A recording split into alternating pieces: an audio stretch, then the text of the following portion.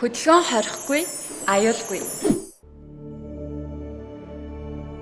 Хүүн даван органик материалтай бөгөөд бид маш хэвтэй.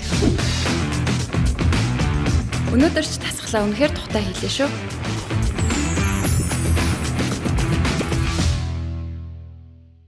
Өнөөдрийн та бүхэнд ярьж өгөх түүх бол Австралийн хойд хэсэгт байдаг маш их булангартай усны нарийн урсгал хэсэгт нь болж өнгөрсөн бодит амьдрал дээрх жинхэнэ хардарсан зүйл шиг түүх байгаа. За энэ түүхээс сэдэвлэж 2007 онд Blackwater бас Rouge гэд нэртэй аимшигын кино хүртэл гарч ирсэн юм байлаа. За тэгэхээр энэ дугаарын бодит зураг гэж бол угаасаа байхгүй. Тийм болохоор бодит хүмүүсийн зургийг авсаргаад бас киноны хэсгээс нь харуулах юм бол илүү та бүхэнд ойлгомжтой болох байх гэж бодож байна. Ингээд хэдүүлээ гол яриа руугаа орцгоё. 2003 оны 12 сарын 21-ний өглөө 11 цаг 40 минутанд хар багаасаа найзлсан 3 залуу машиндаа суугаад өмнө зүгийг чиглээ явсан. За тухайн хүмүүс нь болохоор 22 настай Brett Mann, 19 настай Sean Blowers, бас 19 настай Ashley McCaff гэд хүмүүс бол байсан. За энэ гурав болохоор Австралийн хойд хэсгээр байдаг Darwin гэд далайн эргийн хотод амьдардаг байсан юм байна. За энэ газар нь бол нутаг дэвсгэр томтой мөртлөө хүн ам багтайд тооцогддог.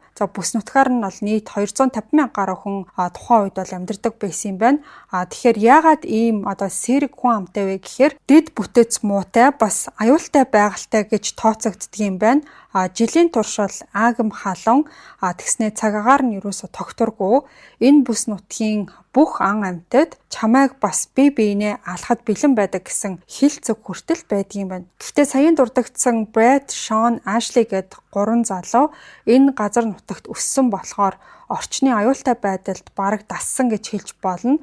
Ингээд нутгийн индианууд гэдээ ерөнхийдөө ойлгочих болно. Зэрлэг байгаль ан амьтнаас айн гэхээсээ илүү хотод уйдаад хийх юм олдохгүй байдаг нь асуудалтай санагддаг байсан. За тэгээд яг энэ жишгээрээ хотоос гарч уйдагаа арилгахын тулд Darwin хотоос баруун өмнө зүг рүү 80 км-ийн зайд байдаг Salt Flat буюу нэг тийм ус ширгэж байхгүй болоод дараа нь давсны давхраг үүссэн тийм тэгшхэн тал газар гэж хэлэх юм уу. Тийм газар руу явахаар болсон юм байна. Хатуу хагарсан тийм хөрстэй газар гэсэн үг. Тийм газар бол ерөнхийдөө тэгш гадаргуутай хөрс нь хатуу хагарсан байдаг ч гэсэн машин мотоциклоор чөлөөтэй давхихад тохиромжтой, саад багтай өргөн задгаа талбай байдгийн байна. Тэгээд тэр гурав бол мотоциклоор уралдаж давхий гэж ярилцаад мотоциклоо чиргүүлэн дээрээ очиад өглөөний 11 цаг 40 минутанд Darwin хотоос хөдөлсөн. За эхлээд тэд нар болохоор шорон замаар 30 минут яваад дараа нь болохоор Tumbling Waters Holiday Park-ийн хажуугаар өнгөрөөд ахаад 30 минут орчим явсны эцэст ширэнгэн ойн дундуур явж байгаа юм шиг тийм замын хоёр талаараа мод ихтэй тийм газраар цаашаал өргөлжлүүлсэн.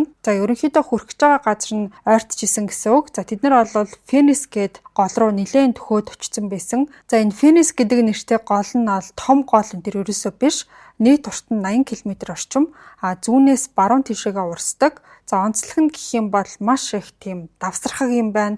Тэгээ харагдахгүй шахан булангартай бараг 1-2 см-ээс цааш бол ингээд юу ч харагдахааргүй гэмээр тийм гол юм байна. За тэгээд буцаа гихтэй газраар явсаар агаад зүүн гар талын хэсэг нь сэрэгжиж эхэлснээр үндсэндээ бол нөгөө давсархаг тал нутагт хурч очсон гэж ойлгож болно. За тэгээд машинаасаа буугаад чиргүүл рүүгээ очиж 4 дугуйтай мотоциклуудаа нэг нэгээр нь буулгаж эхэлсэн. За тэгээд тусдаа суугаад давстай тал руу тэд нар бол хөдөлсөн байна. Тухайн өдөр бол нэлээд хүчтэй бороо орчихсон байсан болохоор талбай нь бол тэр чигтээ шавартай байсан юм байна. За тэгээ нөгөөдөл чинь уралдахаас гадна ингээл бие илүүгээ шавар цацаад цагийг ер нь л ингээд зугаатай өнгөрүүлчихсэн. За тэгээ хідэн цаг мотоциклоо унж байжгаад үдээс хойш 4 цаг хагасын үед буцъя гэж хоорондоо ярилцсан. За тэгээ машин руугаа буцаж очиод 4 дугуйтуудаа чиргүүл дээр гаргаж байршуулчаад байжсэн чинь ус руу орж хувцас зээд шавраа унгаачаад явъя гэж нэг нь бол хэлсэн байгаа. За энэн дээр нэг чухал зүйлийг бас ойлгох хэрэгтэй.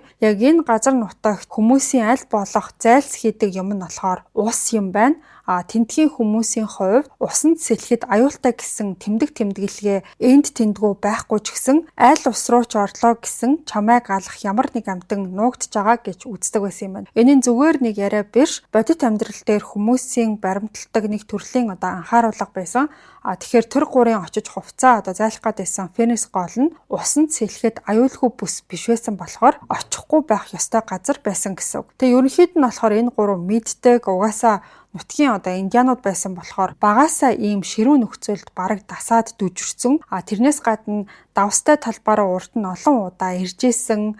Тэгээд Феникс гол руу ч гэсэн явж ороод усанд сэлээд шавраа угаачаад явдаг байсан. Хизээч юу нь бол ямар нэг муу зүйл тохиолдож байгаагүй юм байна. Тийм болохоор аюултай байж магадгүй гэсэн бодол огт төрөөгүй. За тэгээд тэр гурвал машина орхиод замаас хитгэн алхмын зайд байсан модтой ширэнгэн хэсэг рүү ороод голын зүг алхаж эхэлсэн. За ерөнхийдөө замаас бол голын ирэг рүү хүрэхэд ойролцоогоор 10 минут орчим болдог байсан юм байна. За тухайн гол ердийн үеэр болохоор хэдхэн сантиметрийн гүн байдаг ч гэсэн саяхан ингээд хүчтэй бороо орчихсон байсан болохоор голын ус бол их хэмжээгээр нэмэгдээд ойролцоо байдаг мод руу хүрэхээр төвшөнд бол үерэлцэн байсан. За Феникс голын эрэг орчим нь нэлээд тийм огцом гэж хэлж болохоор за хэрвээ үер болоогүй хуурай газар дээр зогсож байгаад гол руу 1-2 алхах юм бол шууд доошоо гулгаад толгоогоор ус руу ингээд шууд унахаар хэмжээний тийм огцон байсан гэж хэлж болно. Гэхдээ тэр өдөр бол газар бүхэлдээ ингээд хар бараан өнгөтэй болцсон. Ус нь ингээд булангараар дүүрсэн байсан болохоор газрын баримжаа гэж өрөөсөө байхгүй. Хаанаас огцом хэсэг нь эхэлж байгаа гэдэг нь мэддэхгүй байсан. Тийм болохоор нөгөө гурав чинь маш болгоомжтой аажмаар урагшилсаар байсан. За тэгээ явж итэл нэг нь ингээд гулсаад доошоо унсан чинь азар нөгөө мод бургас ойрхон байсан тулдаа нэгнээс нь барьж амжаад босоод ирсэн. Нөгөө хоёр нь хурч ирээд гурвуулаа нэг хэсэг ус руу харж зогссон ч гэсэн нэг сүртэй асуудал биш байхаа гэж бодоод модны мөчрөөс барьж зогсож жагаад хувцас хунраа угаачаад тэгээд буцаад гарыг гэж хоорондоо ярилцсан. За тэгээд нэг модноос барьцсан аажмаар доошолж усанд бие дүрч эхэлсэн. Нэг гараараа модноос тас зуурсан. Тэгээ нөгөө гараараа шавраа арилгаад бараг л дуустхийн даваан дээр Брет гээд залуу болохоор тэнцвэрээ алдаад барьжсэн модноосоо мултраад доошоо гулсаад унтсан. За тэгээ тэр даруйдаа хүчтэй урсгалд ороод нөгөө хоёроосоо холдоод голын дунд хэсэг рүү татагдаж удаагүй урсгал дагаад доошоо хөвж эхэлсэн. За тэгээ Брет болохоор арагшаа харцсан байсан Ашли, Шон хоёр руу хашгираад нөгөө хоёр нь эргэж харангуутаа гол руу шууд өсөрч ороод найзыгаа аврахаар болсон. За ер нь бол гуруулаа айгүй сайн тийм сэлдэг хүмүүсээс юм билээ. Тийм болохоор нэг сүртэй айж сандраадах асуудал биш байсан ч гэсэн сэлэхэд жоохон төөхтэй. За тэгээ тухайн үедээ энэ нь тийм инээдтэй ч хэмээр санагдчихсан байгаа. За тэгээ тэр хоёр болохоор гол руу бүтэн биеэрээ яваад орсныхоо дараа ингээд усны урсгал бодсноос нь илүү хүчтэй байгаа гэдгийг ойлгосон. Ингээд хэдхэн секундын өмнө усанд унсан Брет бүр нэлээд хол явчихсан гэдгийг бол харсан. За тэгээ тэр хоёр бол урсгал дагаж сэлээд Брет дээр явж очоод аль болох хурдан эндээс явъя гэсэн бодолтой байсан. Хүчтэй урсгалын тусламжтайгаар тэр хоёр бол хэдхэн секундын дотор Брет дээр бол яваад очсон. Явж очичоод урсгал дагаад доошоо хэсэг бол хөвсөн байна. Яагаад гэхээр ойр хавьт нь ингээд барьж авах боломжтой модны мөчр өрөөсөө байгаагүй. Ямар нэг зүйл барихгүйгээр эрэг рүү гарахад бол хэцүү байсан. Хамгийн урт талд нь Шон, араас нь Ашли, за тэгээд сүүлд нь болохоор тэр Брет гээд залуу ойролцоогоор хоорондоо ингээд 1 метрийн зайтай ойр орчмоосоо зулгаах юм хараад явж исэн чинь Ашли ингээд гинэт амар чанга хашгираад усан дотор нэг юм байна, хурдан гарыг мод олох хэрэгтэй, гар гэж орилж эхэлсэн. За хамгийн урд явж исэн Шон бол энэ үеэр гинэт сандраад ард нь юу болж байгааг ч харалгүй, адреналин нь огцом нэмэгдээд голын дунд хэсэгт ургасан байсан нэг мод руу бүх хүчээрээ сэлээд яваад очисон. За тухайн мод болохоор энэ Феникс гээд голын бүр тэг дунд нь ургасан тийм мод байсан. Шон болохоор тэр модон дээр явж очиод уснаас ойролцоогоор 2-3 метрийн өндөрт байсан эхний мөчр хүртэл мацаад гарч амартаач чадсан. За тэгээд дээшээ гарчаад эргэж хараад Ашлиг бол олж харсан байгаа. Тэгээд гараа доошоо сунгаж түүнийг бас татаж хажуудаа гаргаж ирж бол чадсан. За тэгчээд Бретийг гаргана гэж ботсон чинь нөгөөх нь байгаагүй. Эргэн тойрноо тэр чигт нь хараад Брет хүчтэй урсгалд ороод ийш тийшээ явцсан уу, өөр модон дээр очицсан уу мэдэхгүй. Ямар тач байдаг чадлаараа нэрийг нь дуудаж орилсон ч гэсэн тэр бол хаанч харагдаагүй. Чи ямар нэг дуу сонссон уу? Брэд хаашаа явж байгаагаа хэлсэн үү гэж би биенээсээ асуусан ч хин хинэн тухайн үед бүр юу ч мэдэхгүй байсан. Тэгээ тэр хоёр бол модон дээр арай дээшээ авираад Брэдийг олж харахыг оролдож байх үеэр Шон ол усан дотор нэг тийм шар өнгийн зүйл хальт харагдахыг анзаарсан. За тэгээд Ashley-д тэрийг хартаа гэд хэлсэн.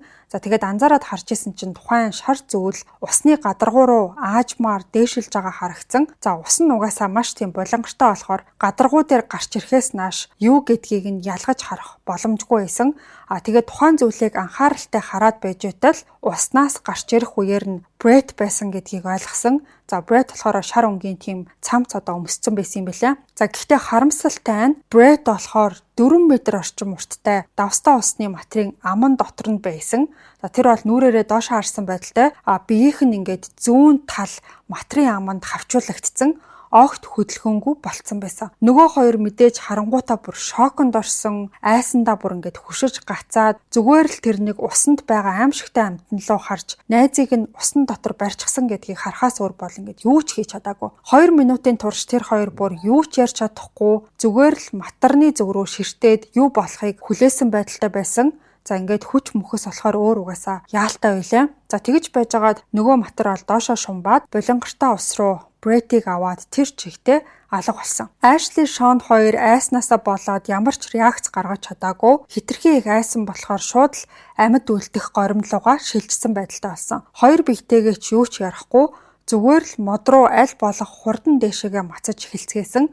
За гэхдээ ойролцоогоор Шон болохоор 3-аас 4 метрийн өндөрт харин Ashley болохоор 4-өөс 5 метрийн өндөр мөчөр дээр хүрч чадсан. Тэгээд тус тусын мөчөр дээр байрлаад нэг гараараа модны их биеийг тэрснийхээ дараа сая нийгэм санаа амраад амьсгал авахтайгаа болж эхэлсэн. Найз нь дөнгөж сая ингээд аврах том матарт эдүүлснийг нүдэрээ харчихсан болохоор нөхцөл байдлыг ойлгож одоо ямар нэг шийдвэр гаргах чадваргүй хэмжээнд байсан. Тэгээд нэг нам нэгээд гэрийнхэн удахгүй бидний сургаггүй байгааг анзаарч эхлэх байх. Тэгээд цагдаад мэдэгдээд хайлт хийгдэж бит хоёрыг олох байхаа гэж яриад эхэлсэн. Гэхдээ яг үнэндээ хизээ гэдэг нь тодорхойгүй. Хэдэн цагийн дараа юм уу? Хэдэн өдрийн дараач байх магадлалтай. Модон дээр тэр хоёр бол аюулгүй байгаа ч гэсэн хэр удаан тэгж тис чадах уу гэдгээч мэдэхгүй байсан. Яаж ч бодсон удаан хүлээвэл ядарч туйлдна.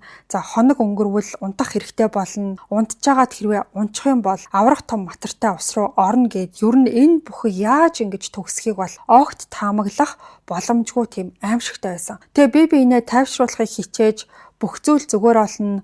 Өнөөдөр орой эсвэл маргааш гэхэд биднийг хайгаад олно гэж өөрсдийгөө зоригжуулж исэн. Тэгж байжгаад Ashley бол гинэт чимээгүй болоод доошоогоо харж эхэлсэн. Шон тэрийг нь анзаараад бас доошоогоо харсан чинь яг доор нь нөгөө авраг матар бол буцаад ирчихсэн байсан.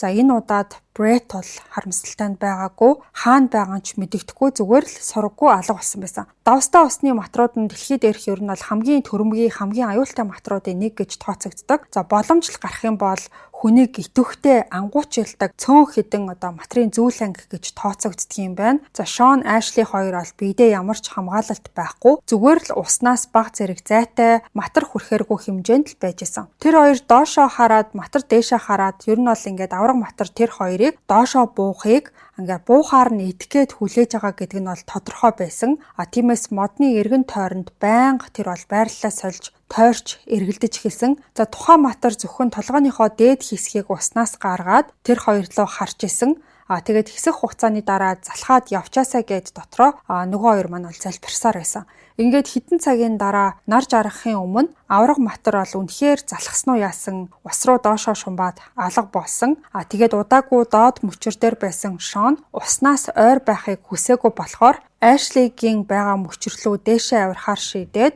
тэгээд болгоомжтой босоод хөлөө сайн тогтвортой болгож жогоод баруун гараараа дээрх мөчрөөс барьсан. За тэгээ мөчрийг бариад үтсэн чинь нэлээд тийм бат бөх юм шиг санагдсан байгаа. Гэхдээ биеийнхээ бүх жингээр тухайн мөчрийг одоо барих гэж оролдож явах үеэр нөгөө мөчр нь гинэт тасарсан байгаа. За тэгээ Шон бол ойролцоогоор уснаас дээш 3 метрийн өндрөөс шууд ус руу унчихсан. Солонгосын Happy Monday брендийн өөрөөсөө түлхэгчтэй органик хөвөн даван тампон албан ёсны эрхтэйгээр Монголд худалдаалагдаж эхэллээ. CU-гийн бүх салбараас худалдаж авах боломжтой. Найдвартай хамгаалалт 5 тухыг танд мэдрүүлэн Happy Monday CU-гийн бүх салбараас. Ингээд Шон усан дунсныхаа дараа урсгалт нь хүчтэй зохиогдож доошоо живж хэдэн метрийн гүн рүү ороод тэр даруйдаа ол сэлж эхэлсэн. Авраг матар бол юу юугүй дайрч ирээд хазахж байгаа юм шиг маш их сандарсан нь бол ойлгомжтой. За усны гадаргуу дээр гарч ирээд эргэн тойрнолоогоо сандарч хараад тэр үеэр бүрэнхий болсон байсан ч гэсэн авирсан модоо шууд бол олж харж чадсан. За голын урсгалаас болоод модноос нилээн тэр бол холтчихсан байсан. Айснаасаа болоод сандраад хамаг чадлаараа хөлөөс авчиж мод руу буцаад сэлж эхэлсэн.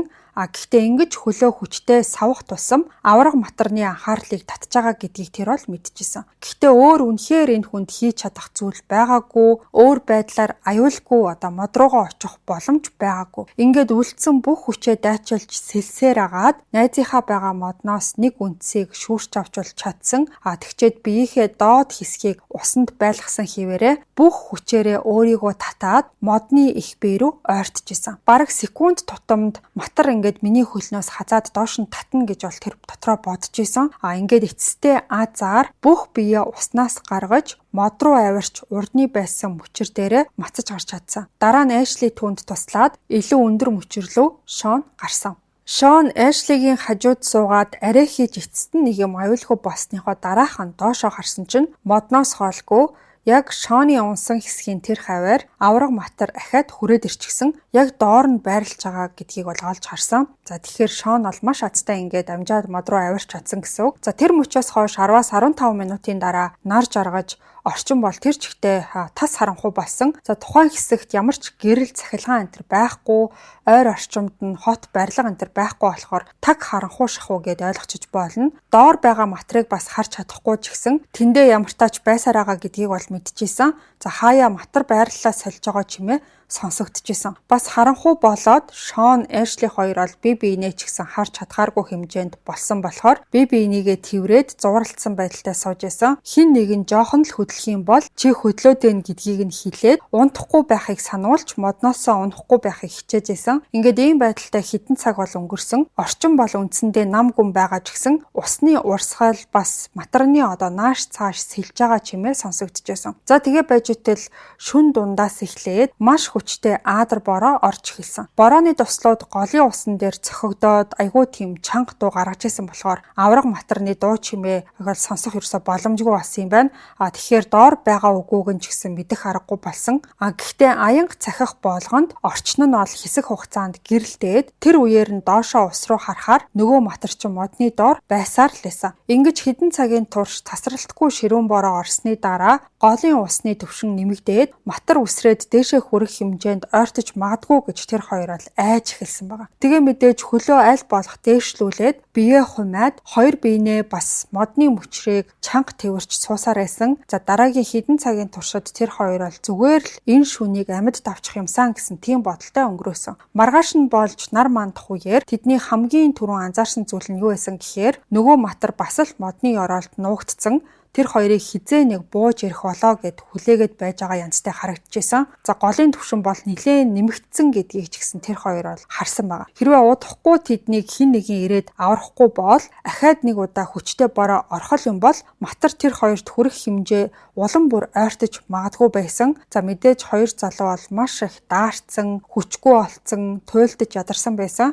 Дээрээс нь нэмээд сэтгэл зүйн хувьд бол ямар байдалтай байсан ойлгомжтой. Хэрвээ унтгал юм бол ус руу унаж магадгүй байдалтай цаг хугацаа нэх их үлдээгүй гэдгийг ч ойлгож исэн. За тэгэж байжгаад азар өглөөний 10 цагийн орчимд хажууханд нь байдаг мод ихтэй газрын орчмоос нэг хүний дууг тэр хоёр бол олж сонссон юм байна. За тэгээ яасан бэ гэхээр тухайн залуучуудын гэр бүлийнх нь тэр гурвыг алга болсон гэж цагдаад мэдэгдээд тухайн өглөө эрлийн ажиллагаа эхэлчихсэн байсан. Цагдаа нар тэр гурвын унаж ирсэн нөгөө чиргүүлтэй машиныг олоод дараа нь болохоор гол дагаж алхаад эцэст нь нэрээр нь дуудаж явсаар агаад тэгээд олсон юм бэлээ. За эхлээд тэр хоёрыг модон дээр байгаа гэдгийг нь олж харчаад нисдэг тэрэг дуудаад дээрээс нь шат буулгаж агаад аврахыг бол оролцсон. Гэхдээ нисдэг тэрэг мод руу ойртох үеэр эргэлдэж байгаа сэнсний нөгөө салхи нь болохоор тэр хоёрыг бараг л одоо хийсгчих шахсан. Доор нь нөгөө матар байсан, хിവэрэ байсан. Тэгээд аврагчид бас тэрийг нь хэдийнэ харчихсан байсан.